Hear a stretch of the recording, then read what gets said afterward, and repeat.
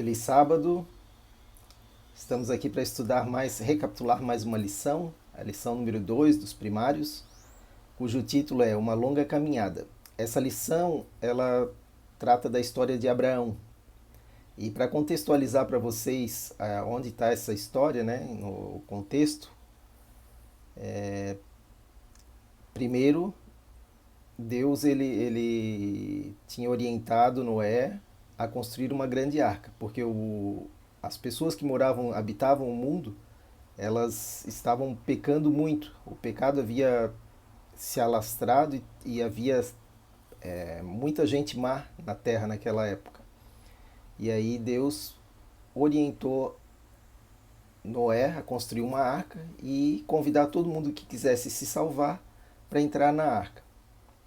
Aí as pessoas entraram, a família dele, né, Noé e sua família e os animais entraram na arca, choveu bastante, a terra foi destruída e depois de um tempo, quando as chuvas pararam, Noé e sua família saíram da arca e começaram a povoar a terra.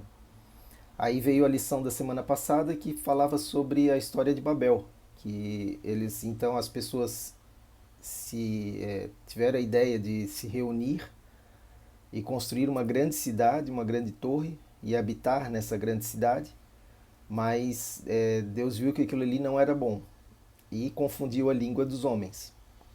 E aí depois que aconteceu isso, as pessoas saíram ali da torre, pararam de construir a torre e cada uma foi morar em uma determinada região de acordo com a sua língua.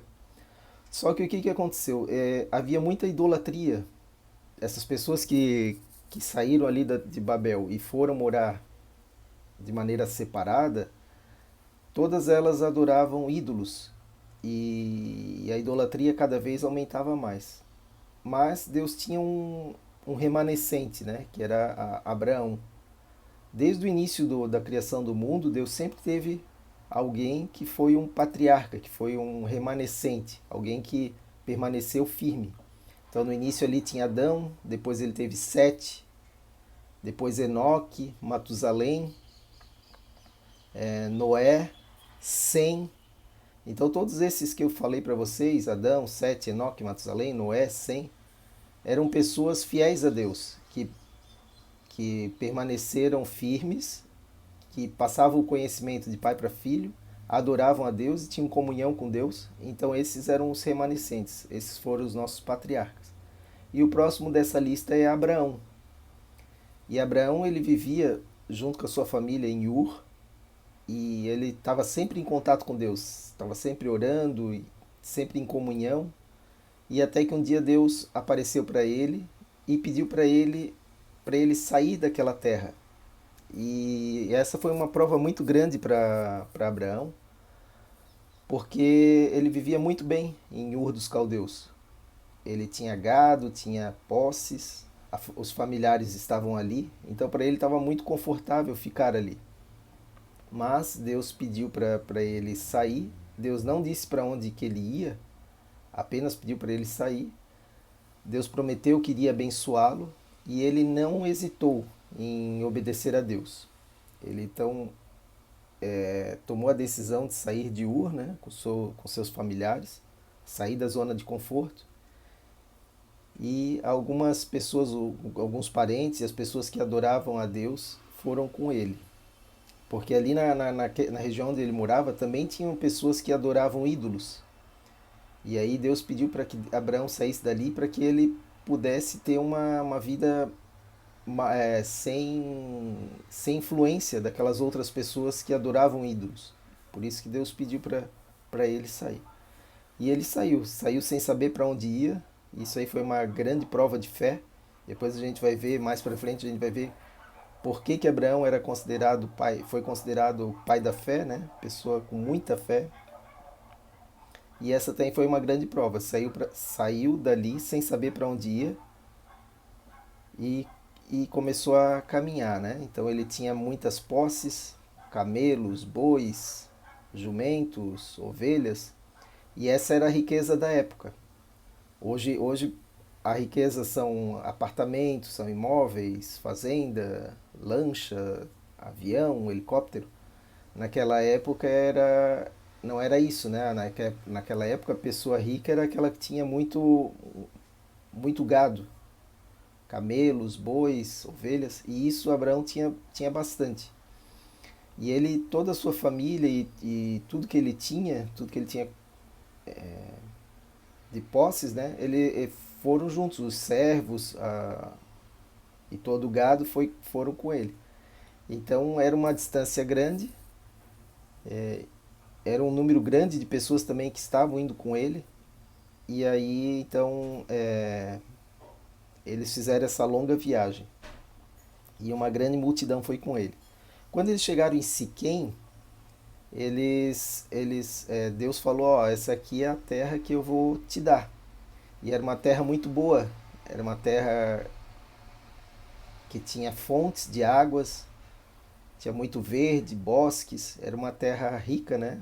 Uma terra que ele poderia dar sustento ali para o seu gado, poderia viver muito bem.